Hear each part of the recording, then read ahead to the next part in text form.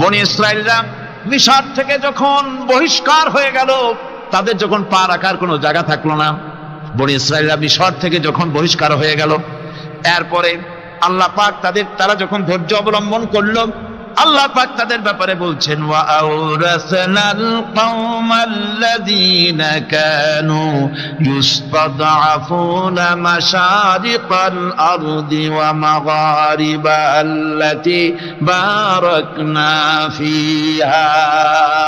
আর তাদের স্থলে আমি নির্যাতিত লোকদেরকে প্রতিষ্ঠিত করলাম, পশ্চিম এবং উত্তরের তাদেরকে আমি পশ্চিম এবং পশ্চিম এবং পূর্বের উত্তরাধিকারী তাদেরকে বানায় দিলাম, বিরাট এলাকা তাদের হাতে আমি তুলে দিলাম।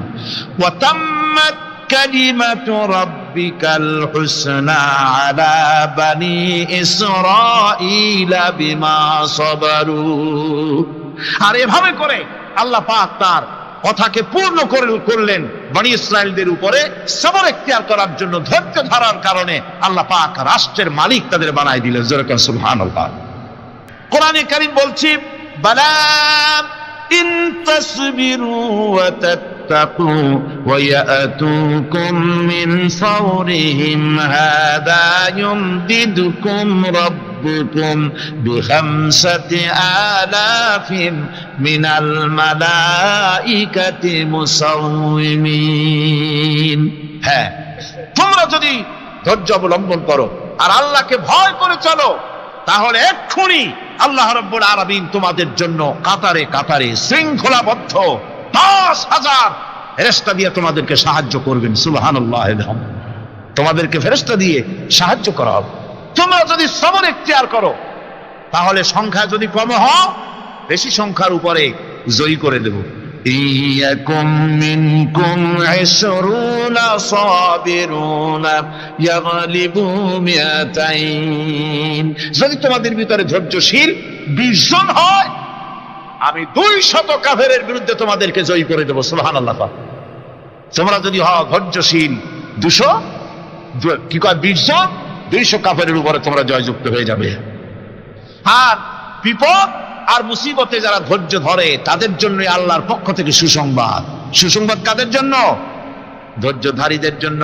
কোরআনে কারীম বলছে, ওয়াবাশশিরিস সাবিরিনাল্লাযীনা ইযা আসাবাতহুম মুসিবাতুন ক্বালু ইন্না লিল্লাহি ওয়া ইন্না ইলাইহি রাজিউন। সুসংবাদ সেই সব ধৈর্যশালীদের জন্য যারা নাকি বিপদ এবং মুসিবতে আসলে যারা বলে, কি বলে? পড়েন আমার সাথে, ইন্না লিল্লাহি ওয়া ইন্না ইলাইহি রাজিউন। এটা শুধু আমাদের লোকেরা কেউ মরলে পড়ে, এটা শুধু মরার সময় নয়, বরং যে কোনো বিপদ আর মুসিবত এলে মুমিন বান্দা যারা, তারা কি পড়বে? ইন্না লিল্লাহি ওয়া ইন্না ইলাইহি রাজিউন। নিশ্চয়ই নিশ্চয়ই আমরা আল্লাহর জন্য এবং আমাদের সকলকেই আল্লাহর কাছে ফিরে যেতে হবে, প্রত্যাবর্তিত হতে হবে। কোরআনে কারীম বলছে, উলাইকা ইউজসাউনাল গুরফাতা বিমা সাবারু ওয়া ইউলাক্কাউনা ফিহা তাহিয়াতাও ওয়া সালামা। এরা হলো সেই সব লোক যাদেরকে প্রদান করা হবে বেহেশতের সুউচ্চ মঞ্জিল, কারণ তারা সবর ইখতিয়ার করেছিল, তারা সবর করছিল, এই জন্য বেহেশতের সবচাইতে ভালো জায়গা তাদের দেওয়া হবে। কোন আলহামদুলিল্লাহ, জোরে কোন আলহামদুলিল্লাহ। এবং জান্নাতে সবরকারীদেরকে সম্বর্ধনা দেওয়া হবে, সম্বর্ধনা দেওয়া হবে। খালিদিনা ফিহা হাসনাত মুস্তাকাররান ওয়া মুকামা। চিরদিন তারা জান্নাতের ভেতরে বসবাস করবে এবং কতই না সুন্দর, কতই না উত্তম জায়গা সবরকারীদের জন্য আল্লাহ বেহেশতের মধ্যে রেখে যাবেন। জান্নাতে প্রবেশ করার সাথে সাথে চতুর্দিক থেকে ফেরেশতারা ছুটে আসবে সবরকারীদের জন্য। ওয়াল মালাইকাতু ইয়াদখুলুনা আলাইহিম মিন কুল্লি বাব। চতুর্দিক থেকে ফেরেশতারা তাদেরকে ইস্তেকবাল করবে। কি বলবে? সালামুন আলাইকুম বিমা সাবারতুম ফানি'মা উকবাদ-দার। তোমাদের প্রতি শান্তি বর্ষিত হোক, কারণ তোমরা পৃথিবীতে সবর অবলম্বন করেছিল।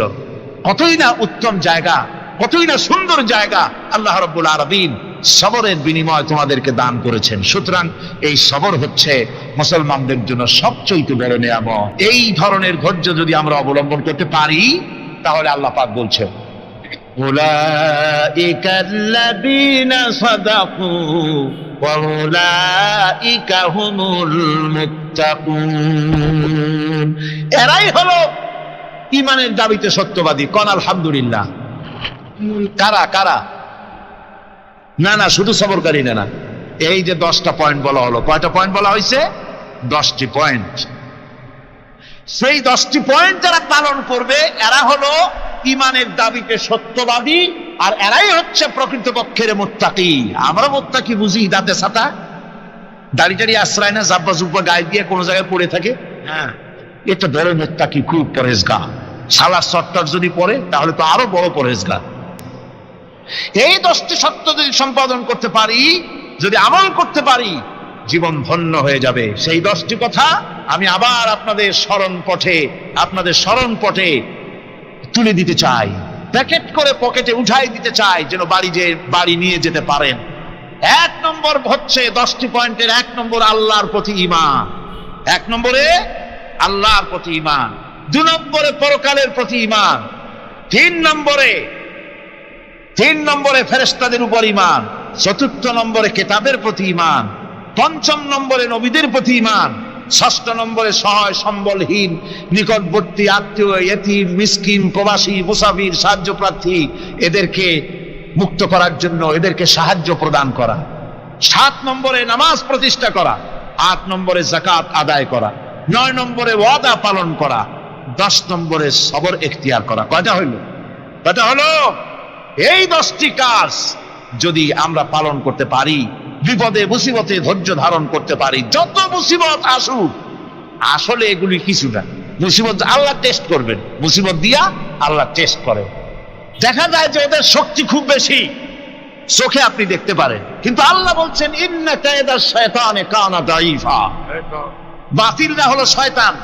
বাতিলরা কি? আর ওদের চক্রান্ত আসলেই দুর্বল। এদের চক্রান্ত আসলে কি? দুর্বল।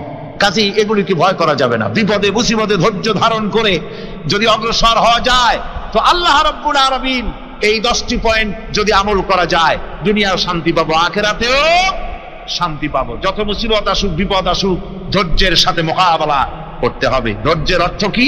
আমি আগেই বলেছি, ধৈর্যের অর্থ হচ্ছে অবিচলতা, দৃঢ়তা, বরদাস্ত করা, সহিষ্ণুতা, ধীরতা, স্থিরতা। ধৈর্যের অর্থ এটা নয় একজন একটা থাপ্পড় মারলো আর আপনি বলবেন যে বাবা ব্যথা পাইছে নাকি, তাহলে আর একখান থাপ্পড় দিয়া দাঁত আমার সবগুলো ভালাই না।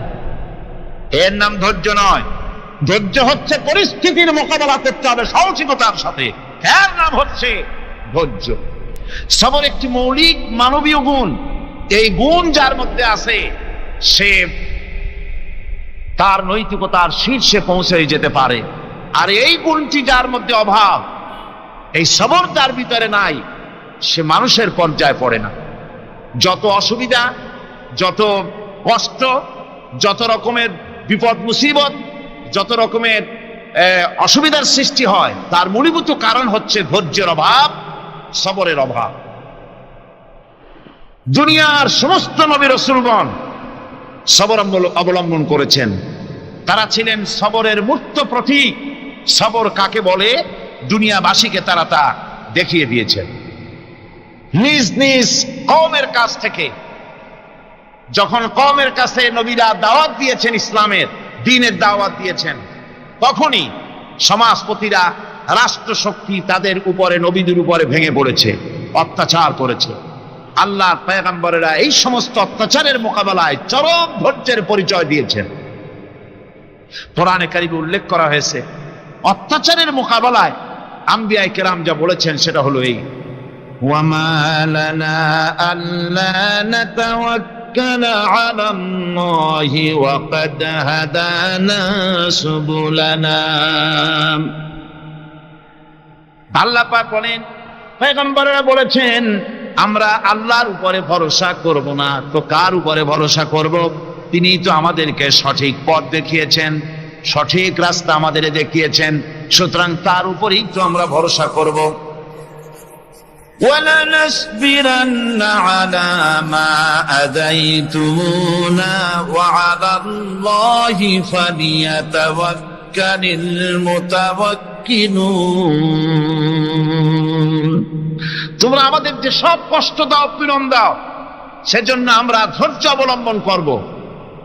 তোমরা আমাদেরকে কষ্ট দিচ্ছ, আমরা ধৈর্য অবলম্বন করব আর ভরসা করব কেবলমাত্র তার উপরে যে আল্লাহ রাব্বুল আলামিন আমাদেরকে নবী করে পাঠিয়েছেন। সেই ভরসা করতে হলে সেই আল্লাহর উপরেই তো ভরসা করা উচিত। আমরা সেই আল্লাহর উপরে ভরসা করে আছি।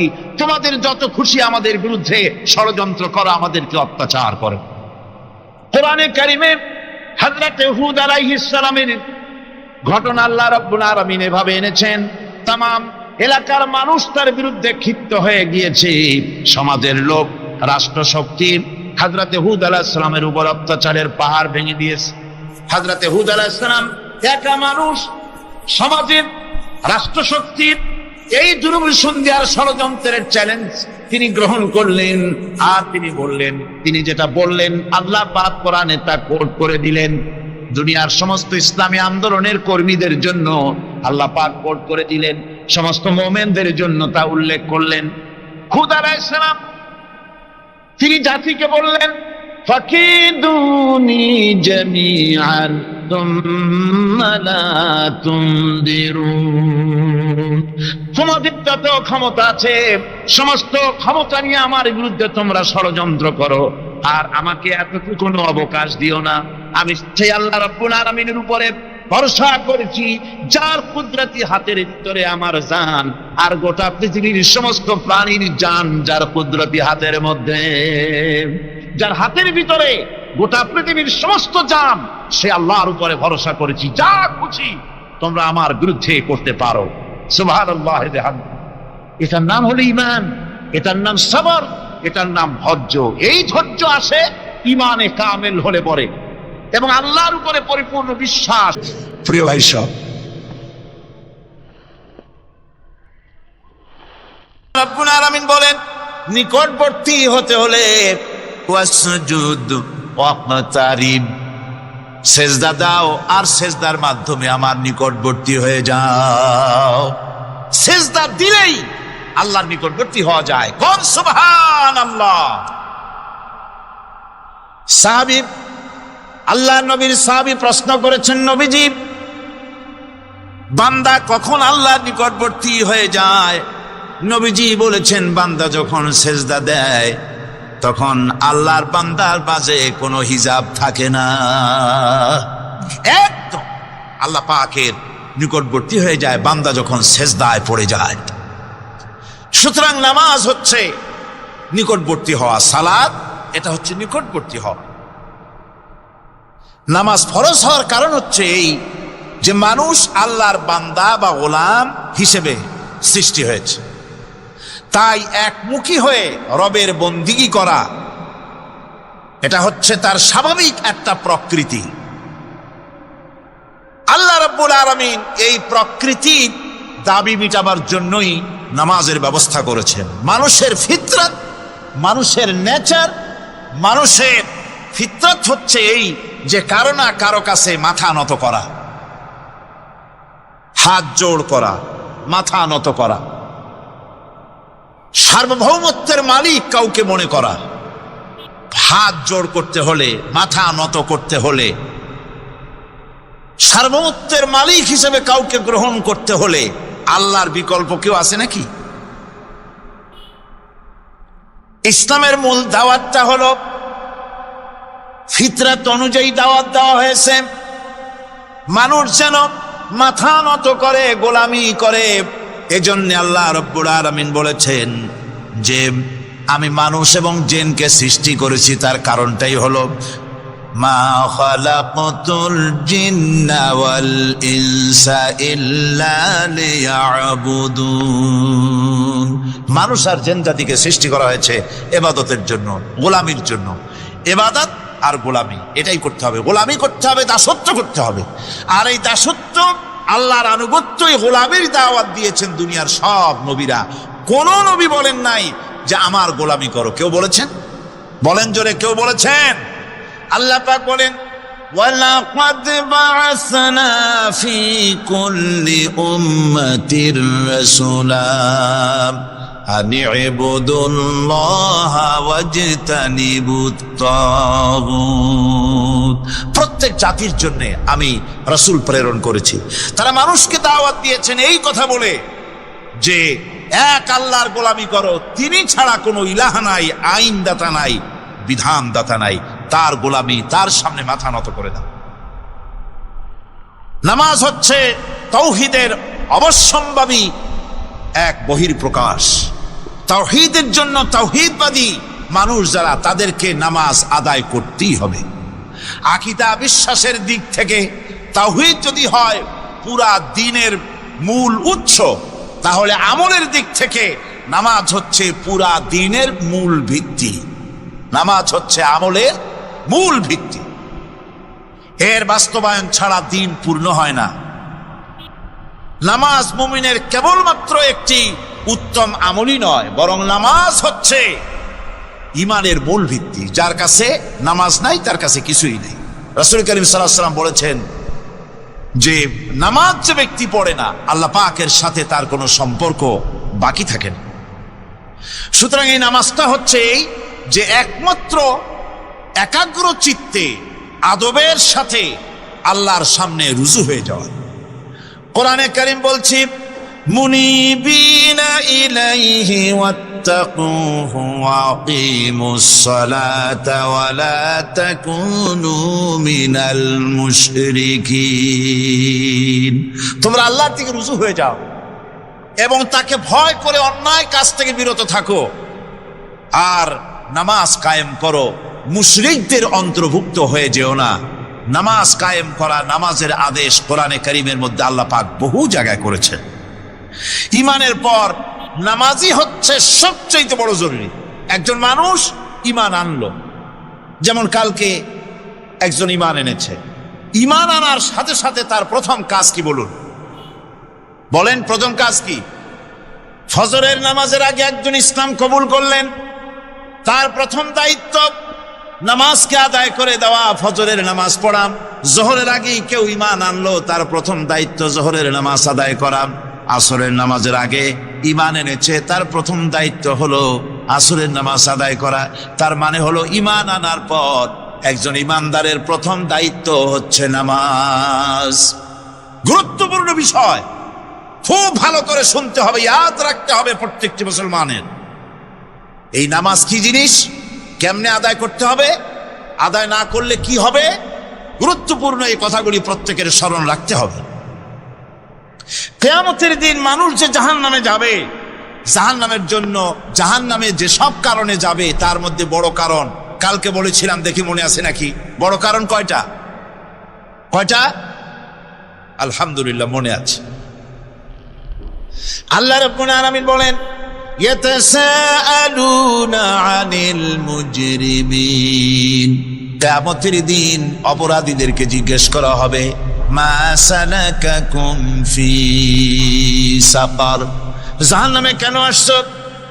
জবাবে তারা বলবে, ক্বালু লাম নাকু মিনাল মুসাল্লিনা ওয়া লাম নাকু নুতঈমুল মিসকিন। নামাজ পড়ি নাই আর এতিম মিসকিনদের খেতে দেই নাই, এই কারণেই জাহান্নামে এসেছি। কল নাউযুবিল্লাহ।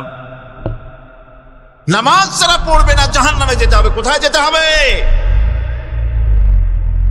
আকীদাগত দিক থেকে ঈমান হলো তাওহীদের স্বীকৃতি, আর আমলের দিক থেকে নামাজ হচ্ছে তাওহীদের বহির্প্রকাশ। আপনি মুসলমান তা প্রমাণ হবে নামাজ দিয়ে। নামাজহীন ঈমানের দাবি মূল্যহীন। যার নামাজ নাই তার ঈমানের দাবি করার কোনো মূল্যই নেই। অনেক এরকম কথা বলে, হুজুর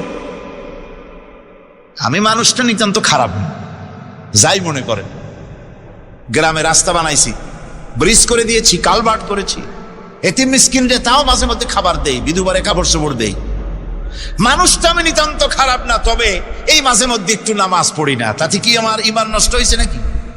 আমি বলি ভাই ইমানই তো নাই, নষ্ট হবে কি? ইমান থাকলে না নষ্ট হবে? ইমান নাই। সুতরাং একজন মুসলমান যদি নামাজ না পড়ে, নিজেকে মুসলমান বলে দাবি করার কোনো হক তার নাই, দাবি করার অধিকার নাই। নামাজ হচ্ছে জিন্দিগি, নামাজটাই মূলত জিন্দিগি। নামাজটা কি? জিন্দিগি। আল্লাহ রাব্বুল আলামিন শিখাচ্ছেন, কুল ইন্না সালাতি ওয়া নুসুকি ওয়া মাহইয়ায়া ওয়া মামাতি লিল্লাহি রাব্বিল আলামিন। মুহাব্বতের সাথে সবাই পড়েন, কুল ইন্না সালাতি ওয়া নুসুকি ওয়া মাহইয়ায়া ওয়া মামাতি লিল্লাহি রাব্বিল আলামিন। বলো আমার নামাজ, বলো আমার নামাজ, আমার কোরবানি, আমার হায়াত, আমার মত সবকিছু ওই আল্লাহ রব্বুল আলামিনের জন্য নিবেদিত। আমার বেঁচে থাকা, আমার মরে যাওয়া সব আল্লাহর জন্য। সে আল্লাহ রব্বুল আলামিন, তার জন্য সবকিছু নিবেদিত করতে হবে। আল্লাহ পাকের গোলাম আমাদের বানিয়েছেন, আল্লাহ আমাদের গোলামি করা লাগবে। আর গোলামির নমুনা যাকাত দিয়া, হজ দিয়া, দাম দিয়া, সদকা দিয়া, কোন জিনিস দিয়ে নামাজের মতো গোলামির উৎকৃষ্ট প্রমাণ বা নমুনা আর কিছুতে নাই। আমি যে গোলাম, তার উৎকৃষ্ট প্রমাণ হচ্ছে নামাজ। নামাজেই একটা মানুষ গোলামির অনুভূতিতে তাকে নিয়ে যায়। বাদশাহ হোক, মন্ত্রী হোক, বীর হোক, মরানা হোক, মুহাদ্দিস হোক, বড় লোক হোক, গরিব হোক, পুরুষ হোক, নারী হোক, যাই হোক, নামাজে দাঁড়াইলো, একেবারে কান্ডারে ধরিয়া, কানের কাছে হাত দিয়া, হাত দুটো বাঁধিয়া, মাথা নিচের দিকে দিয়ে দাঁড়ায় গেল। কিসের মতো? আসামি, আসামির মতো, গোলামের মতো। সুবহানাল্লাহ। এদিক ওদিক তাকাইতে পারবা না, চোখটা থাকবে সেজদা যেখানে দিবা সেখানে। তাকানো নিষেধ, সেজদার দিকে তাকাও। এরপরে যখন রুকুতে গেলেন, গোলামির নমুনা হয়ে গেল। গোলামের এরকম মাথা নিচু করে থাকতে হয় প্রভুর সামনে। গেলেন, রাজা, বাদশাহ, বড় লোক, সব অহংকার চূর্ণ হয়ে গেল। নাক আর কপাল দিয়া আমার মাবুদের দরবারে মাথাটা লাগাই দিলাম জমিনের উপরে। সুবহানাল্লাহ। আমি আমার ভাষায় বলি, আমি আমার ভাষায় কথাটা এভাবে বলি, এই জমিনটা যদি কাগজ হয় আর আমার নাকটার কপালটা যদি কলম হয়, তাহলে আমি যে গোলাম দৈনিক 5 বার আমার নাক আর কপাল দিয়া জমিন নামক কাগজের উপরে, দাস খতের উপরে দৈনিক 5 বার নাক আর কপাল দিয়া সই করে দেই, আল্লাহ আমি তোমার গোলাম, আর কারো গোলাম নই, আমি একমাত্র তোমার গোলাম। ঘুমের থেকে উঠে সেজদা দিয়া বলি, দুপুরের সময় কাজ ফালাইয়া আর একবার বলি, বিকেল আসার আগে আসরে আর একবার বলি, দিন যখন শেষ হয় আর একবার বলি, রাতে যখন শুতে যাই আর একবার সেজদা দিয়া ঘোষণা করি, মাবুদ আমি তোমার গোলাম। সুবহানাল্লাহ। নামাজ হচ্ছে ইসলামের গণ্ডির মধ্যে প্রবেশের প্রমাণ। কোরআনে কারীম বলছে, ফাইন তাবু ওয়া আকামুস সালাতা ওয়া আতাউজ যাকাতা ফাইখওয়ানুকুম ফিদ্দীন। সূরা তওবা এসেছে, তারা যদি তওবা করে আর নামাজ কায়েম করে, যাকাত যদি আদায় করে, তাহলে এখন তোমাদের সে দ্বীনি ভাই, এখন ভাই হয়ে গেল। একটু আগে ছিল কাফের, মুশরিক, এখন তোমার দ্বীনি ভাই। দ্বীনের গণ্ডির মধ্যে প্রবেশ করা, কলেমা পড়ার সাথে সাথেই নামাজ। নামাজ হচ্ছে দ্বীনের প্রধান গেট, দ্বীনের প্রধান তোরণ। দ্বীনের মধ্যে প্রবেশ করার জন্য এই গেট দিয়ে প্রবেশ করতে হবে। সুতরাং এই নামাজের এতই গুরুত্ব দেওয়া হয়েছে। ইসলাম যদি ক্ষমতায় আসে, আল্লাহ যেন এনে দেন, জোরে কোন আমিন। ইসলাম যদি ক্ষমতায় এসে যায়, রব্বুল আলামিন তাফসীরে মাহফিল কোরআন সামনে নিয়ে আশা করে তোমার দরবারে দোয়া করি, এই বিশাল জনসমুদ্রের দোয়া কবুল করো মাবুদ গো, এই বাংলাদেশকে ইসলামের দেশ বানাইয়া দাও। দেশটা যদি ইসলামের হয়ে যায়, আইন যদি আল্লাহর হয়, শাসন যদি সৎ লোকেরা করে, রব্বুল আলামিন কোরআন শরীফে বলেন, তাহলে তারা 4টা কাজ করবে। আল্লাযীনা ইম্মাক্কান্নাহুম ফিল আরদ আকামুস সালাতা ওয়া আতাউজ যাকাত ওয়া আমারু বিল মা'রুফি ওয়া নাহাউ আনিল মুনকার। মুমিনেরা ক্ষমতায় এসে প্রথম যে কাজটা করবে, প্রথমে ক্ষমতা এসেই নামাজ বাধ্যতামূলক করবে। প্রথম কি? ওয়াজ নসিহতে অনুরোধ করা হবে না, বাবাজিরা আল্লাহর রাস্তায় নামাজটা পড়ে না। রেডিও এবং টেলিভিশনের মাধ্যমে রাষ্ট্রপ্রধান অর্ডার করে দিবেন, আজ থেকে বাংলাদেশের 12 কোটি তাওহীদি জনতা, নারী পুরুষ যারা আকেল বালিগ, সকলের জন্য নামাজ বাধ্যতামূলক, নামাজ পড়তেই হবে। এটা অর্ডার। বেলা যখন 1টা বেজে যাবে, বেলা যখন 1টা বাজবে, সমস্ত মসজিদে আজান শুরু হয়ে যাবে।